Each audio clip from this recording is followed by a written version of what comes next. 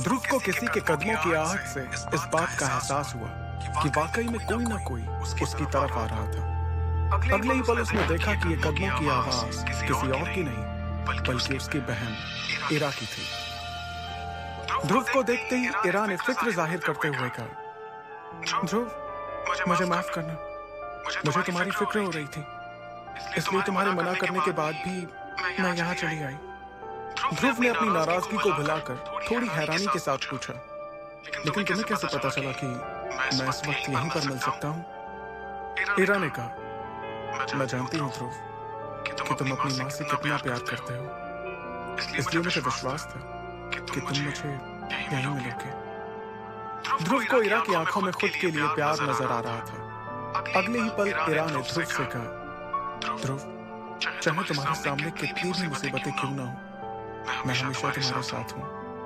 इरा का अपने लिए ये लगाव देखकर ध्रुव के चेहरे पर एक मुस्कुराहट आ गई, लेकिन अगले ही पल ध्रुव को अपनी परेशानी याद आई और उसने इरा से थोड़ा सा हिचकिचाते हुए पूछा, इरा क्या तुम्हारे पास कुछ सोने के सिक्के रखे हुए हैं?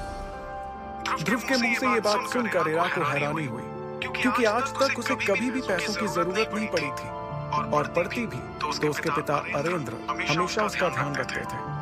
लेकिन आज अचानक ध्रुव को पैसों की जरूरत क्यों पड़ गई, ये सवाल इरा के मन में चल रहा था। इरा ध्रुव से कुछ कहती उसके पहले ही ध्रुव ने कहा, मैं बाबा को परेशान नहीं करना चाहता, मेरी वजह से उन्हें पहले ही सबके सामने काफी शर्मिंदा होना पड़ा है। तब इरा ने ध्रुव को भरोसा दिलाते हुए कहा, क्या 1000 सोने के सिक्के काफी होंगे?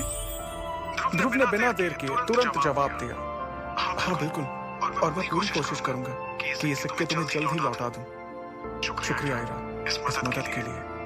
ध्रुव की इस बात पर इरा ने मुस्कुराते हुए कहा, इसकी कोई जरूरत नहीं है ध्रुव। इतना कहने के बाद इरा ने पूछा, क्या मैं जान सकती हूँ कि तुम्हें इतने सोने के सिक्कों की जरूरत क्यों पड़ी?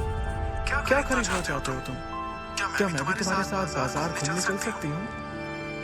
ध्रुव इस बारे में इरा को ना ही साफ साफ मना कर सकता था और ना ही उसे ज्यादा कुछ बता सकता था, पर क्योंकि इरा उसकी मदद कर रही थी इसलिए ध्रुव ने हामी भरते हुए कहा, ठीक है, कल हम बाजार में साथ खरीदारी करने चलेंगे। इतना कहने के बाद दोनों के चेहरे पर एक मुस्कुराहट आ गई। फिर वो दोनों शौर्य महल की ओर बढ़ने लगे, लेकिन वो इस बात से बेखबर थे कि कल बाजार में कोई मुसीबत उनका बेसब्री से इंतजार कर रही थी। अगली सुबह ध्रुव और इरा मैसेडोनिया शहर के बाजार में खरीदारी करने के लिए निकल गए। बाजार में कुछ ही देर घूमने के बाद ध्रुव को कुछ अजीब सा लगा। उसने गौर किया कि रोज के मुकाबले आज का बाजार कुछ अलग नजर आ रहा था। हालांकि उसे बाजार में शौर्य दल के सैनिक भी नजर आ रहे थे, लेकिन उसकी नजर कुछ ऐसे लोगों पर गई जो किसी भी तरह से व्यापारी नहीं लग रहे थे। उन्हें देखकर ध्रुव को समझ आ गया कि यकीनन ये लोग जासूसी कर रहे हैं। तभी ध्रुव और इरा के कानों में एक आवाज पड़ी, अरे ध्रुव और इरा, आप दोनों यहाँ? इतना सुनते ही उन दोनों के पैर वहीं पर रुक गए। जैसे ही उन्होंने पीछे पलट कर देखा तो एक मुस्कुराता हुआ शख्स उनके सामने आकर खड़ा हो गया। ये शख्स कपड़ों से शौर्य दल का ही लग रहा था। ध्रुव उसे पहचानने की कोशिश कर रहा था। उस शख्स ने कहा, आप दोनों मुझे नहीं जानते, लेकिन मैं आपको पहचानता हूँ। मुझे आपके पिता ने बाजार की सुरक्षा की जिम्मेदारी सौंपी है। मेरा नाम सोरेन है। उस शख्स के बारे में इतना जानने के बाद ध्रुव के चेहरे पर एक मुस्कान आ गई। उसने कहा, ओह, बाजार को देखकर ऐसा लग रहा है कि आपने बहुत ही अच्छे से यहाँ पर सब कुछ संभाल रखा है। सोरेन ने तुरंत जवाब देते हुए कहा, जी हाँ, आप बताएं, बाजार में आप क्या खरीदारी करने आए हैं? मैं आपकी थोड़ी मदद करवा देता हूँ।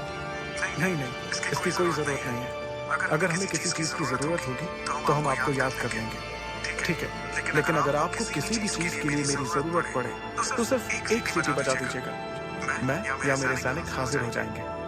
सोरेन की इतनी बात पर ध्रुव और इरा दोनों मुस्कुराते हुए खरीदारी के लिए आगे बढ़ गए। लेकिन कुछ देर बाद इरा को भी ऐसा लगा कि बाजार में कुछ न कुछ गड़बड़ तो जरूर है। तभी ध्रुव की अंगूठी में से विदुर उससे बात करने लगा। विदुर की आवाज ध्रुव के अलावा कोई और नहीं सुन सकता था।